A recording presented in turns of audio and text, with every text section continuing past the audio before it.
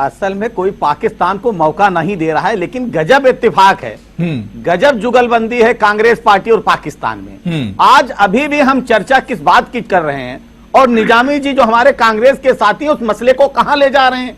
हमको लगता है यहां कामरान जी को बैठाने की जरूरत ही नहीं थी, निजामी जी उसके लिए काफी थे।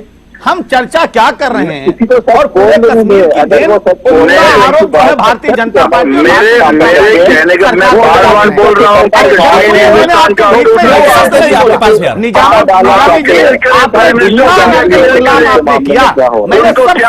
फर्क पड़ता है कि पार्लियामेंट में बोले कि मैंने बात नहीं की है और वही प्रधानमंत्री जो बोलते हैं कि ट्रम्प हमारे दोस्त है।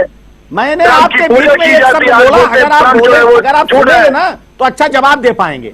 यही आप भी लोग तो कह रहे थे कि ट्रम्प जो भगवान है, आपने ही बोला कि ट्रम्प हमारा दोस्त है और आज कैसे ट्रम्प झूठा हो गया है कि नहीं है। सलमान निजामी साहब सुन लीजिए, मैं फिर मौका दूंगा। सलमान पढ़ रहे हैं, जरा सुन लीजिए फिर जवाब जी। दिनेश जी, आपसे जो पूछा जाए उसका जवाब दीजिएगा।